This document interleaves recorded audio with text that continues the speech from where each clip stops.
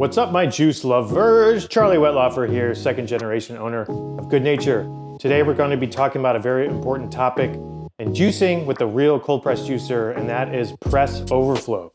So basically, if you try to press a recipe that uses mostly mushy ingredients, you run the risk of the press trying to press it, but the ingredients are so mushy that it will overflow over the top of the press.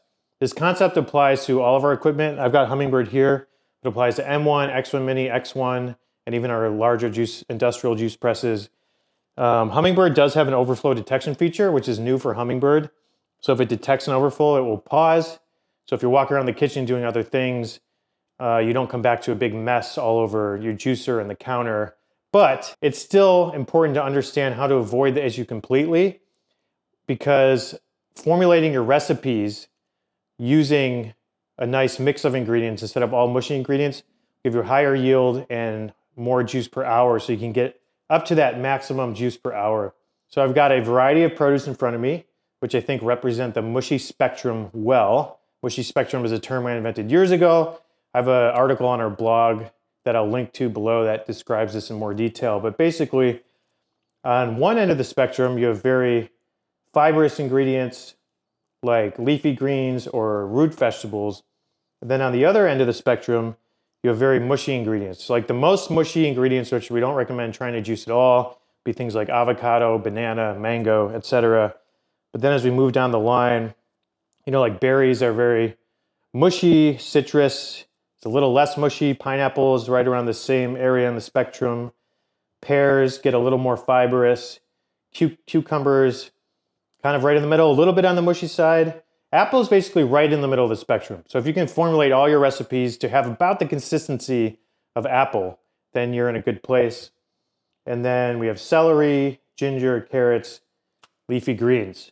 So basically the concept you want to think about when juicing is that if you are including mushy items in your recipe, like pineapple, you want to try to also include some things from the other end of the spectrum that aren't so mushy.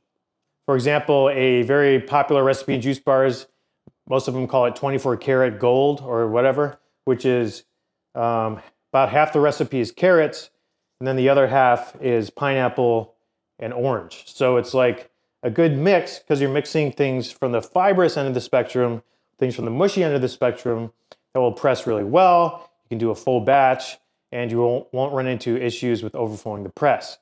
Now, where you can run into issues is if you're only using things from the mushy spectrum and you try to press a full batch. For example, you might try to do pineapple, strawberry, and citrus. Those are all on the mushy end of the spectrum. So you will certainly get press overflow if you're trying to press a full batch. You could try experimenting with doing a half batch. Like if this is the press, if you normally fill it up to about 3/4, you could try only filling it up to about a halfway and see how it goes. Or if you're still getting overflow, do a third. But what I recommend, if you're running a juice business or juicing at home and the hourly throughput to you is more important than the exact ingredients in the juice, I would recommend avoiding recipes that are only from the mushy end of the spectrum altogether. That's why you'll see that all the big cold press juice brands, none of them are just mushy ingredients. If they are going to do a recipe with only mushy ingredients, they'll just sell it as a smoothie or as a puree. Like for example, if you go to the grocery store, look in the juice aisle and you find a juice that's kiwi, mango, strawberry, that is a puree. That is not actually juice, which I think is a common misconception that what you're buying is juice there.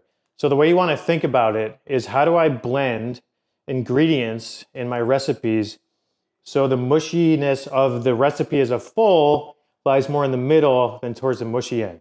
So when developing recipes, you want to think, okay, what's the base of my juice going to be? In other words, what's at least like half the juice going to be in there? And you should pick something either in the middle or more on the fibrous end, like apple, cucumber, celery, carrot. Those make great bases to then mix in a little bit of the mushier stuff. Then you won't have to worry about press overflow. One tip I have to reduce the chance of overflow a little bit is after you grind, you can just fold the bag over just like that, and then close it. So that just folding the bag over just adds a little bit of downward pressure there to stop the overflow. It's not gonna solve all your problems, but it'll certainly help a little bit. And if you do wanna puree your juices, like if you're using a lot of mushy items, whether you're using a food processor or a blender, basically take your mushy items, put them in there, add a little bit of juice, whether it's apple juice or some other base, blend it all up, and then pour it through a strainer, and then you can bottle it. You just pour it through a strainer just to get out, just in case there's any really large chunks in there that might not have a good mouthfeel, but then you'll get this nice fine puree that you can add to a bottle and sell as like a bottled puree, which people enjoy, and you'll get higher yield that way since it's just blended, and it'll just work out better for you than trying to press those types of recipes. And I'll just finish by saying that if you're new to using a real cold press juicer like Goodnature, this may be a new concept. It may seem like a lot to think about, but after you get a feel for it, you really don't have to think about it at all. You just know what recipes work really well.